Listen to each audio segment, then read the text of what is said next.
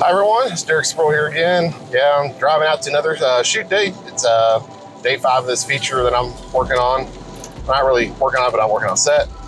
But I don't know, it got me thinking about I saw a few posts from friends I know about upgrading their camera gear. So I thought I'd give just a few tips on, when you decide to upgrade and, what to upgrade to, which, you get your own, I'll show you that, yeah. I mean, it's kind of different.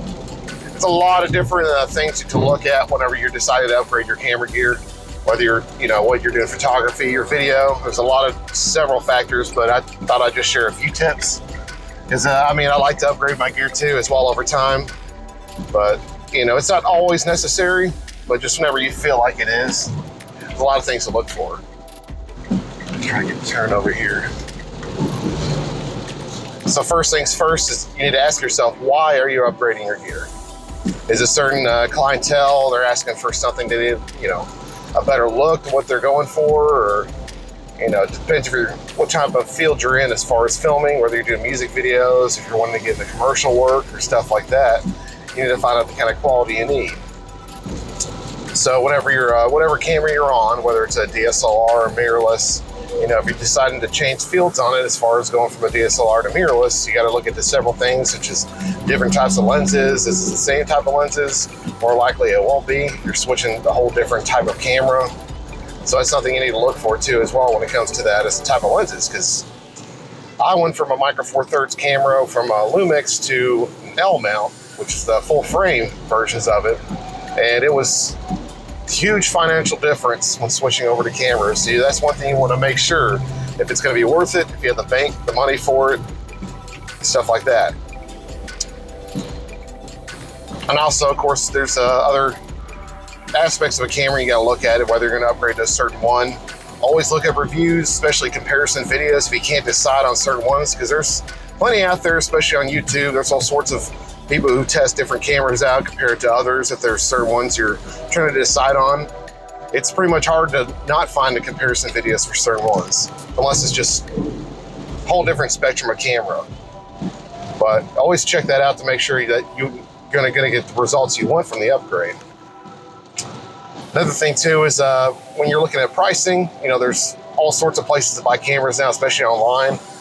But I have a few sites I usually go to buy equipment from that are usually really good deals.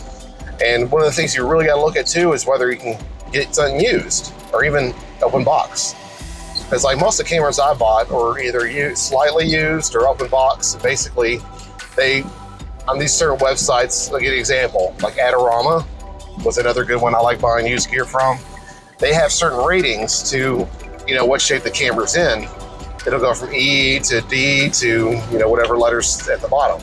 And it'll let you know, like, hey, you get a couple $100 off, there might be a little bit of wear on it, a few scratches here, but sensor's clean, it's fine, its full functionality's there. And there'll be a few, like if they seem super cheap, watch out, because sometimes they're just used for parts and they don't work at all, but they'll let you know that. So it's always something good, to check out. I'm probably gonna list a few different websites. I'll probably pin it in the comments, and then you can check them out, whether you want to upgrade from there or not. Other than that, it's kind of your own decision as far as upgrading, but it's better to, work on your skills before you decide to jump into like a, $2,000, $3,000 camera. But like I said, it's up to you financially. If you can handle it, then that's your choice. It's not mine, to tell you otherwise. But it's always good to research that stuff before you decide to dump a bunch of money on a camera. And even some of these websites even offer payment opportunities. Like if you can get a line of credit sometimes they do offer 6 months to 12 months, no interest. So if you don't have all the money up front, that's usually the best way to do it. So you can just pay it off over time, especially if you can get more gigs with better gear, which is, not always a factor, but sometimes it helps. I'm not gonna lie. Because that's usually one of selling points for some clients is like, what kind of gear are you using?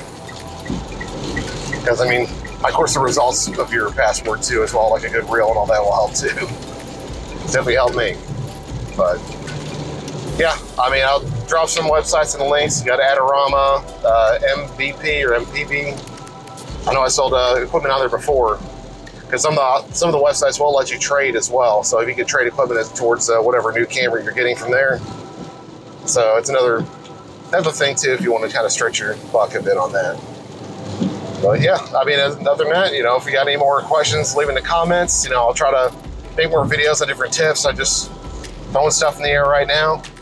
So I'm going to focus on driving to the set right now, and we'll go from there. So make sure you like the video, subscribe to the channel, try to help it grow. I'm going to try to add more content on there. Hopefully, when we get done with this feature, I'll be able to, have different content to add on here as well as doing more BTS work, because I can't share anything from this one right now. And that's all I got. So see ya.